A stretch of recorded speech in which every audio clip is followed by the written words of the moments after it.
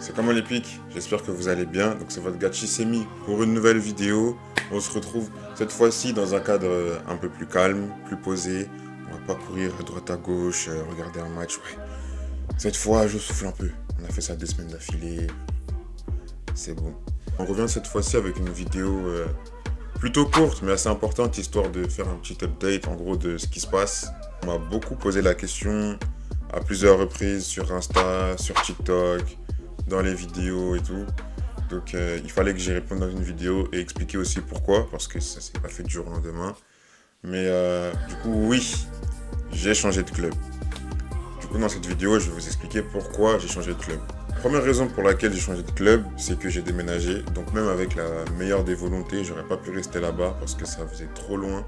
Étant donné que j'ai pas de voiture, j'aurais pas pu continuer à rester dans ce club-là et faire les allers-retours. En gros, je pouvais pas rentrer chez moi, donc j'étais obligé de changer.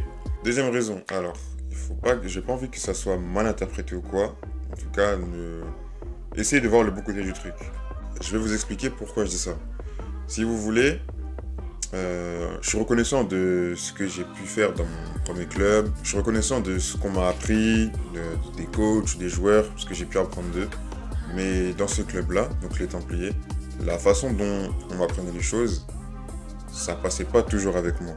Non pas que je suis pas coachable ou quoi, hein, mais que la manière dont c'était expliqué, j'arrivais pas à capter le truc et le réaliser directement derrière.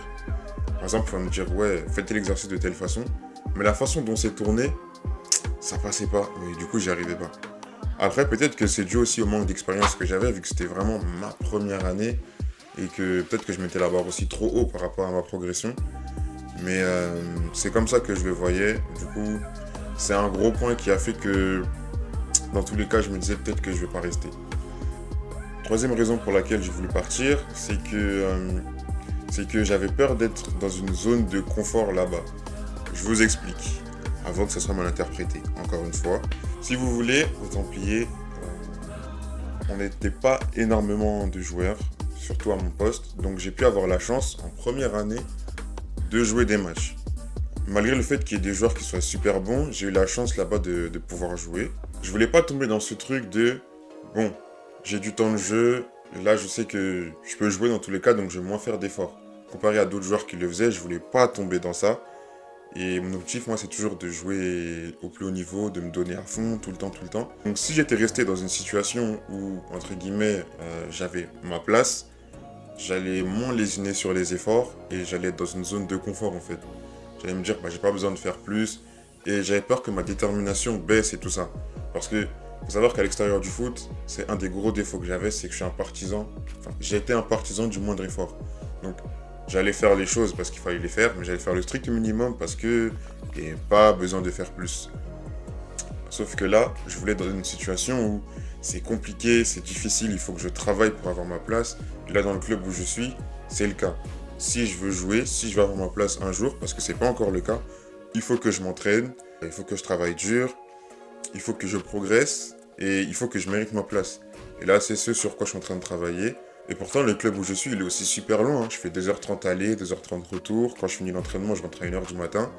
Mais j'ai choisi ce club-là exprès pour ça.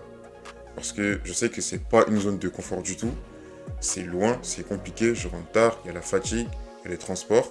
Mais c'est ce que je voulais parce que je sais que si je suis dans un truc plus facile, je vais me reposer sur mes lauriers, je vais faire moins. Alors que là, il y a les transports, il y a l'adversité, il y a la compétitivité.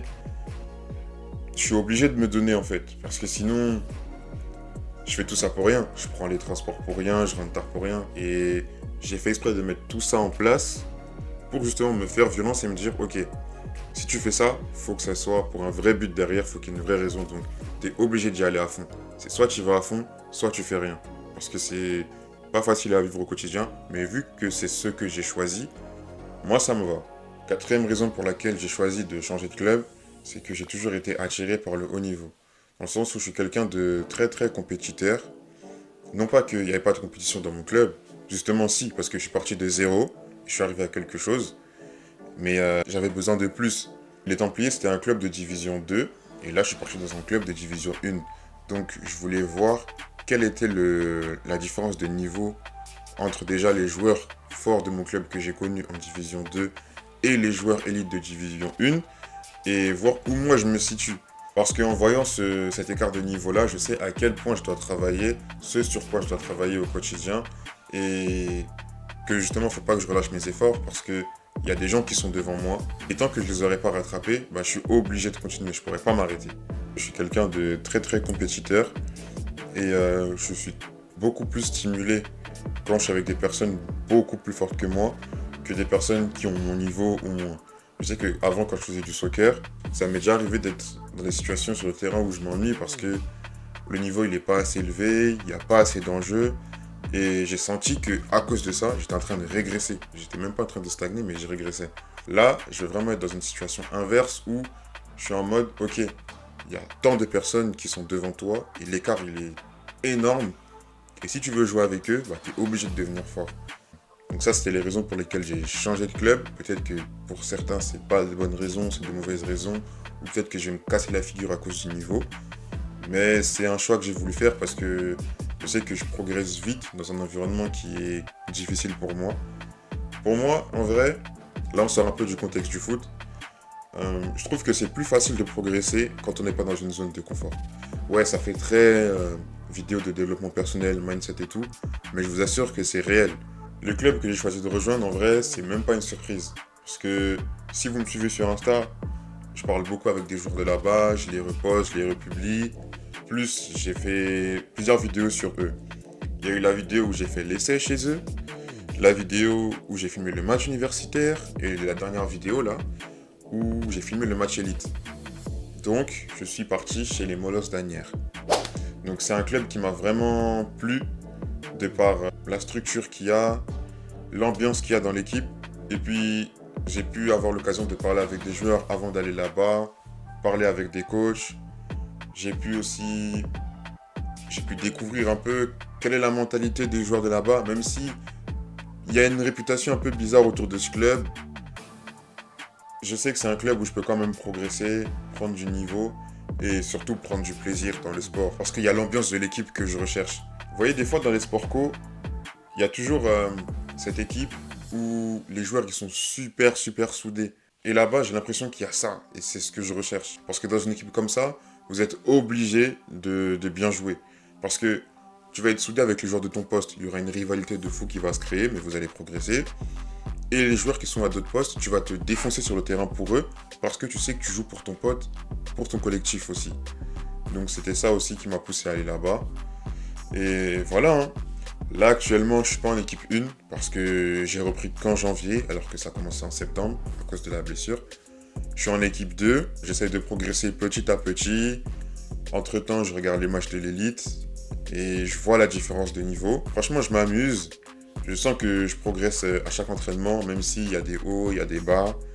Je sens que je progresse, que j'évolue et je vais tout faire pour aller jouer au plus haut niveau, hein.